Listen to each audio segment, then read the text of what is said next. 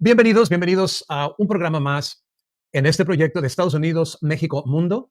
Tenemos tres líneas, como hemos venido repitiendo: vivir en Estados Unidos, el México de Morena, y un mundo nuevo, la utopía de cambiar el mundo.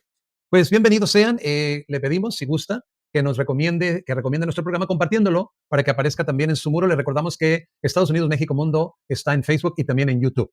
Muy bien, ahora en la línea del México de Morena hemos estado repasando mucha historia que simplemente para rescatar la esencia, porque la historia pues puede ser muy robusta, pero lo importante es rescatar la esencia para ir conectando los pasados periodos históricos con el presente. Esa es la idea. De nada serviría conocer la historia si no extraemos esencia y conectamos con el presente para ver en qué periodo nos encontramos y sobre todo en este concepto del México de Morena, porque es Morena el partido que gobierna en su mayoría México, el partido de Andrés Manuel López Obrador, el partido de Claudia Sheinbaum. Entonces es importante entender bien la coyuntura de este partido, de esta experiencia, de este proyecto de gobierno, porque muchas veces podemos oponernos sin base o podemos favorecerlo con bases débiles, simplemente a nivel emocional.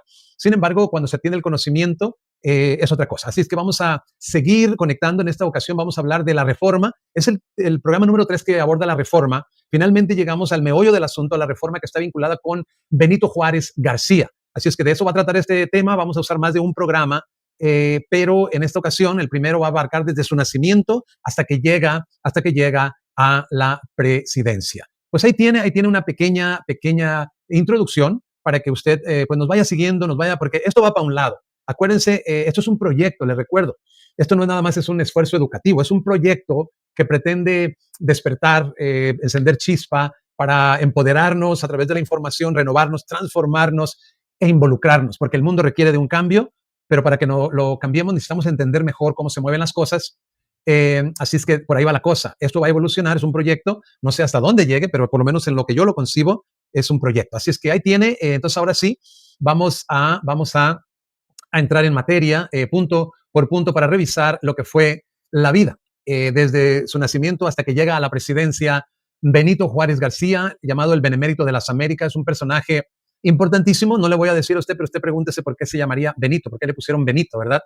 Así que ya para empezar, así es que es un personaje importantísimo en la historia de México, y vamos a repasar un poco el por qué, qué contribuciones, qué representa él en su gestión humana, en su gestión política, en sus contribuciones. Muy bien.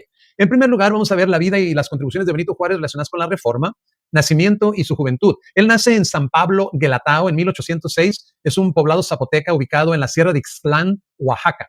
Fue huérfano, quedó huérfano a los 3 años, fue criado por su abuela y ayudó a su tío como pastor, quien le enseña el castellano. Imagínense, él no hablaba castellano, o sea, español. En 1818 se traslada a la ciudad de Oaxaca a vivir con su hermana Josefa, quien trabajaba de sirvienta en casa de la familia Maza. Esto va a ser importante. Más tarde se muda a esta casa de la familia Maza. Muy bien. Fue patrocinado por el fraile lego franciscano Antonio de Salanueva. Ingresa al seminario, ingresa al seminario conciliar y después al Instituto Ciencias y Artes para estudiar, ¿qué creen? Derecho, o sea, abogado. Muy bien.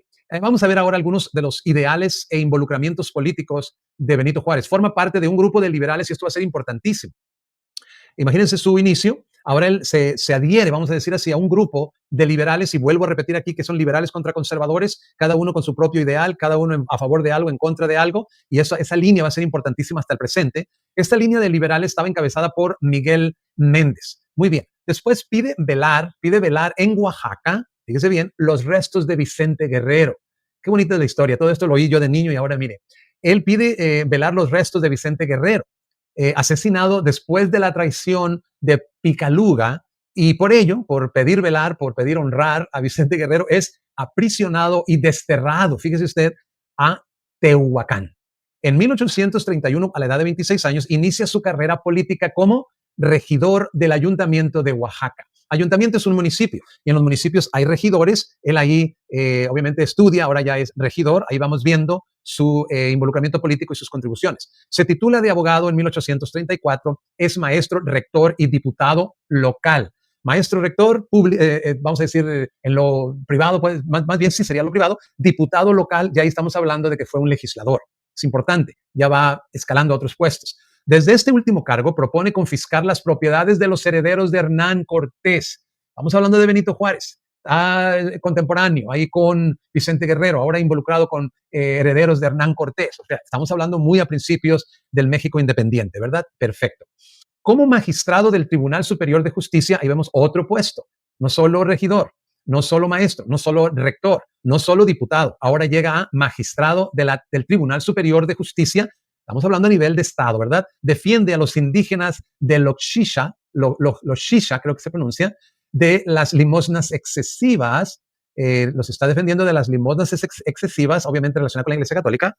El párroco comparece ante los juzgados y es absuelto, pero Juárez es encarcelado. Imagínese usted que el párroco, que es el que estaba imponiendo estas limosnas, estos, vamos a llamarle, bueno, dejémoslo en limosna, podrían ser también diezmos, en lugar de que él fuera culpable, digamos, Juárez es el que es puesto en la cárcel al revertírsele las acusaciones contra el clero. Pues ahí tiene ahí su lucha ya contra las cosas que no le parecían bien del clero de la Iglesia Católica.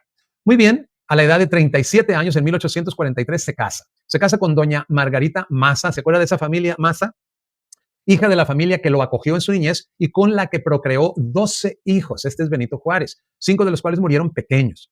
Muy bien, entre 1844 y 1847 es sucesivamente juez civil, otro puesto, y de Hacienda, juez civil y juez de Hacienda, diputado, ahora sí, federal y secretario de gobierno en Oaxaca. Está haciendo, digamos, su aparición, vamos, no solo a nivel de su municipio, de su estado, ahora al nivel federal. Importantísimo estar viendo la vida de este personaje tan emblemático, tan importante en la historia de México. Vamos, se opone a las exigencias del clero de la Iglesia Católica del pago de limosnas excesivas y de señalar a quienes se niegan a pagar el diezmo. En otras palabras, señalaban a las personas que no pagaban el diezmo y él se opone a que se hiciera semejante señalamiento. Muy bien, apoya que se financie la guerra contra Estados Unidos mediante hipotecas de los bienes del clero. Ahí tiene usted, ahí tiene esa, vamos a llamarle, creo que podemos llamarle pugna de Juárez contra las acciones, no tanto de la fe, sino de las acciones de la Iglesia Católica, del clero. Aquí se menciona la guerra contra Estados Unidos. Esta es la guerra en la que se pierde por encima del 50% del territorio de México ante la invasión de Estados Unidos. Dicen que lo compró, pero nosotros sabemos lo que eso significa. Ingresa a la masonería. Aquí esta palabra masonería, los masones, se habla mucho de ellos en el presente. Vamos a ver, con el seudónimo, a ver, otra vez, con el seudónimo, ahí está, seudónimo, perdón, de Guillermo Tell. Y obtiene el máximo grado, imagínese usted, el máximo grado, este masón, vamos a llamarle así, estos masonerías eran grupos, logias, fraternidades, que se dedicaban mucho, impulsaban mucho la filosofía, el desarrollo moral y también espiritual. Así es que hay una breve definición para que cuando oigamos masones o masonería tengamos una idea. Muy bien, este es Benito Juárez. Ahora él escala a ser gobernador. Él es gobernador, dice que como gobernador de Oaxaca de 1847 a 1852, ¿qué hace? Prohíbe a Santa Anna el paso por el estado de Oaxaca por el desastre de la guerra con Estados Unidos. Aquí vemos entonces Juárez, un liberal en contra de los conservadores, se opone a algunas acciones de la Iglesia Católica, el clero, se opone aquí a Santa Anna, porque obviamente Santa Anna, un conservador, estuvo 100% involucrado con la pérdida, por bien, por mal, por como haya sido, la pérdida del territorio mexicano, gran parte. Dice aquí, suprime las alcabalas, que era un tipo de impuestos, establece una casa de moneda e introduce un sistema de rotación de cultivos, y esto para que la tierra tuviera mejor rendimiento. Muy bien, reorganiza al Poder Judicial y multiplica las escuelas públicas. Usted fíjese qué está haciendo este hombre. Por eso tiene una extraordinaria reputación en la historia mexicana. Muchas contribuciones al país, a su estado, a su municipio.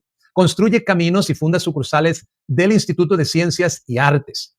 Y él escribe, y esto va a ser importantísimo para entender el carácter, los valores, quién era este hombre. Mire lo que escribe. Dios y la sociedad nos han colocado en estos puestos, hablando de los puestos políticos, para hacer la felicidad de los pueblos y evitar que las pueda sobrevenir o que les pueda sobrevenir, ¿verdad? Perdón, voy a volverlo a leer. Para hacer la felicidad de los pueblos y evitar el mal que les pueda sobrevenir, hijo del pueblo, yo no lo olvidaré. Sostendré sus derechos, cuidaré de que se ilustre o se eduque, se engrandezca y se cree un porvenir. Ese es Ese es Benito Juárez. Al término de su periodo deja un pequeño superávit, o sea, un extra en la hacienda pública. Después regresa al Instituto de Ciencias y Artes como director, otro puesto. Su presencia en el ámbito nacional se pronuncia causa liberal. Entonces él ahora está en un escenario, ¿verdad? En una escala ya más nacional. La dictadura de Santa Anna divide al país entre liberales y conservadores. Los conservadores piensan que el progreso solo se alcanzará mediante un sistema monárquico y una sociedad corporativa, o sea, de corporaciones, con fundamento en una iglesia y un ejército fuertes. Ese es el pensamiento conservador, muy distinto a la causa liberal. Los liberales luchan por una república representativa de todo el pueblo, federal, todos los estados, y popular, similar a la de Estados Unidos, que destruya, imagínense lo que es este hombre, que destruya la herencia colonial, las corporaciones y los fueros y expropie bienes del clero y propiedades comunales para construir un país de pequeños propietarios.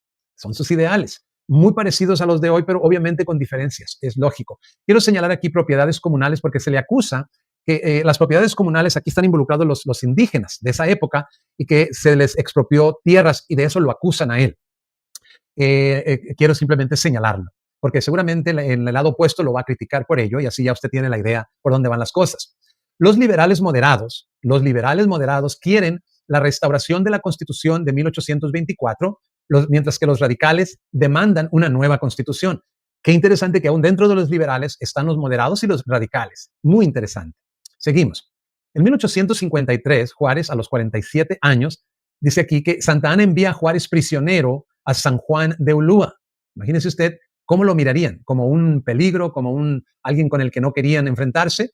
Después de San Juan de Ulúa lo mandan, obviamente, a la cárcel, luego a La Habana y de ahí lo deportan a Nueva Orleans. Imagínese usted que hasta allá también lo deportaron a Nueva Orleans, donde para sobrevivir trabaja en un taller de imprenta, ahí enferma de fiebre amarilla y también trabajó como torcedor de tabaco. Este es el abogado, el legislador, qué sé yo, el juez, todo lo que él tuvo, todos sus puestos ahora caía en la cárcel para tratar de deshacerse de él, este personaje, ¿verdad? Este personaje Santa Anna. Durante 18 meses, aquí va a haber algo importantísimo, consolida sus ideales liberales y también consolida su acercamiento, imagínese usted, con Melchor Ocampo. Melchor Ocampo, hombre inclinado hacia el socialismo utópico que mayor influencia ejerció sobre Juárez. Yo no lo hubiese sabido si no hago estos estudios. Melchor Ocampo ejerció mucha influencia o la mayor influencia sobre Juárez más que ningún otro, y de Ponciano Arriaga, también liberal social, José María Mata, radical liberal, y José Guadalupe Montenegro, también exiliados. Esos estaban también exiliados. Seguramente ya se encontró el grupo de los exiliados. Todos ellos buscaban terminar el estado colonial persistente para implantar un nuevo estado nacional laico y tolerante, republicano, de la república, o sea, cosa pública, lo que significa república, federal, democrático y crear una verdadera ciudadanía. Esta frase, qué maravillosa. Crear una verdadera ciudadanía. No, un ciudadano no es solamente una persona, un ciudadano es una persona y más, ¿verdad? Una persona involucrada, informada, etcétera, participativa en la democracia, libre de fueros militares, o sea, privilegios, y clericales, mediante una educación racional, no religiosa. Aquí estamos viendo los valores liberales, sean moderados o radicales, ¿verdad? Y sacar de la ruina al erario público por medio de la secularización de los bienes eclesiásticos. Imagínese usted, la Iglesia Católica tenía muchísimas riquezas y la idea era expropiar esas riquezas para poder sacar de la ruina al erario público y reanimar así la economía mexicana estancada desde la independencia. Imagínese usted el trabajo que tiene Juárez y sus compadres, sus amigos del grupo liberal. Esa es la tarea, una tarea muy, muy difícil. Sobre todo por tanta oposición por el lado conservador, que no solamente tiene los conservadores, sino que hay poderes extranjeros que se suman al esfuerzo, a la complicidad, pues, con los conservadores ya en el país. Con el apoyo de Juan Álvarez, aquí hay otro personaje, e Ignacio Comonfort, Florencio Villarreal proclama el plan de Ayutla, dado a conocer el 1 de marzo de 1854 en Ayutla, Guerrero. Se buscaba derrocar la dictadura de Antonio López de Santa Anna. Así que ese plan de Ayutla es una especie de declaración con la idea de dar a conocer cómo podrían derrocar la dictadura de Antonio López de Santa Anna y establecer un gobierno republicano. democrático según documentos históricos. Aquí me llama la atención que no todo el crédito es de Juárez. Estos personajes, este grupo de liberales es parte de todo ese esfuerzo, no es trabajo de una sola persona. Al proclamarse el Plan de Ayutla, Juárez vuelve a México en julio de 1855 y sirve como escribano en el cuartel del General Álvarez, jefe de la insurrección contra Santa Ana. Dos grupos, el liberal, el conservador. Álvarez lo identifica y lo nombra, o sea, Juárez, su consejero público.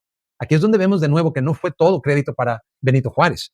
Benito Juárez era miembro, estaba agrupado con estos otros liberales que también tienen o merecen muchísimo reconocimiento y crédito. Juárez expone esto en su biografía. Esto es lo que él expone. Su biografía, Apuntes para mis hijos. Y aquí hay cita. El pensamiento de la revolución de Ayutla era constituir al país sobre las bases sólidas de libertad e igualdad y establecer la independencia del poder civil. Por eso, se juzgó indispensable excluir al clero de la representación nacional. Los gobiernos civiles no deben tener religión porque su función no es gobernar en nombre de la iglesia, sino del pueblo que los ha elegido. Este es Benito Juárez. Al triunfar la revolución de Ayutla, o sea que fue una revolución, porque aquí hay que tener claro que cuando hablamos de revolución hubo guerras civiles. Hasta ahí el concepto de las guerras de reforma. Así es que no fue una cosita nada más de debates, fue algo muy, muy fuerte. Al triunfar la revolución de Ayutla, Juárez es secretario de Justicia e Instrucción Pública, ¿verdad? El presidente Juan Álvarez expide la Ley de Administración de Justicia y Orgánica de los Tribunales de la Nación, del distrito y territorios, los cuales suprimen los fueros eclesiásticos. Fueros son privilegios y también militares, y establece la igualdad jurídica de todos los ciudadanos, conocida como la Ley Juárez, el 22 de noviembre de 1855. ¿Qué personaje? Pero tengo que volver a decir, mi impresión es de que es un grupo de liberales los que están realizando todas estas acciones. Hablando un poquito más de Juan Álvarez, él llegó a la presidencia de México a través de la Revolución de Ayutla tras el éxito de la revolución. Álvarez fue nombrado presidente interino por un consejo de representantes estatales. Su gobierno duró desde el 4 de octubre hasta el 11 de diciembre de 1855. Fue un pase rápido, digamos, fue interino su gobierno. En 1856, Juárez es gobernador interino de Oaxaca otra vez. En 1857, ya jurada la Constitución de 1857, en el gobierno de Comonfort, es secretario de Gobernación, hablando de Juárez, y después electo presidente de la Suprema Corte de Justicia. Esto va a ser importante porque esos son los puestos que le permiten a alguien cuando no está ya un presidente que sea nombrado presidente, y por ahí va el asunto. Muy bien. Hablando un poquito más de Ignacio Comonfort. Él fue un militar y político mexicano que se desempeñó como presidente de México entre 1855 y 1857. Fue figura clave en la revolución de Ayutla. Derrocó a Antonio López de Santa Ana y promovió la Constitución de 1857, aunque luego, escuche esto, se retractó de algunos de sus principios liberales. Esto es lo que sabemos de Comonfort. El Papa Pío IX condenó la nueva constitución, obviamente liberal, donde le quitaba todos los fueros a la Iglesia Católica, al clero, y en diciembre de 1857 el general Félix Zuloaga demandó la convocatoria de un nuevo Congreso Constituyente y el presidente Comonfort lo apoyó. ¿Qué les parece? Porque tenía dudas de si se podía gobernar la nueva constitución, dudas de si se podía gobernar con la nueva constitución. Aquí vamos ahora a donde Juárez asciende a la presidencia. El 18 de diciembre de 1857, Juárez toma la presidencia de la República interinamente por ministerio de ley, por ausencia de su titular. Y eso es a lo que yo hacía referencia anteriormente. Muy bien, Comonfort, quien abjura la Constitución de 1857, ¿verdad? Comonfort ordena la aprehensión de Juárez, imagínese usted, pero después lo pone en libertad cuando Zuloaga lo desconoce y se proclama presidente. Ahí tiene usted. Hablando un poquito más de Félix María Zuloaga. Fue una figura clave en México, designado presidente interino por una junta de representantes conservadores en oposición al gobierno constitucional de Benito Juárez. Su nombramiento desencadenó la guerra de reforma. Ahí está la frase guerra de reforma porque no fue nada amistoso, hubo guerra, hubo muertes, por supuesto. Zuloaga, general conservador, lideró un movimiento anticonstitucional y se convirtió en una figura central en el conflicto entre conservadores y liberales. Juárez establece su gobierno legítimo en Guanajuato. Imagínese usted, no en la Ciudad de México. Muy interesante. En Guanajuato, en enero de 1858, tenía 56 años. Mientras Zuloaga instala su gobierno conservador paralelo. Había dos gobiernos en la capital. A partir de entonces, Juárez ocupa sin interrupción el cargo de presidente de la República más de 14 años hasta su muerte en 1872 a los 66 años. Y esta es otra crítica que le hacen, que se mantuvo también muchos años en el poder. Muy bien, es lo que tenemos por hoy, un repaso de la historia de este personaje que ya de por sí yo ya tenía excelente impresión, ahora más todavía al saber cómo esta persona surge, cómo este personaje está contribuyendo, está luchando por el país y obviamente con sus ideales liberales y en contra de los conservadores. Obvio, eso es una constante. Estas dos líneas van a seguir hasta el día de hoy. Obviamente nadie duda que AMLO, por ejemplo, está del lado de Juárez y en otros partidos que ya vamos a hablar de más en detalle están obviamente del lado conservador. Así es que algunos piensan que estos términos ya no son tan importantes, estoy de acuerdo, pero por la coyuntura en la que estamos, claro que es importante entender de dónde proviene todo esto. Pues aquí paramos, aquí nos detenemos y entonces le pediríamos de nuevo que nos ayude a compartir y nos vemos en el próximo programa. Hasta entonces.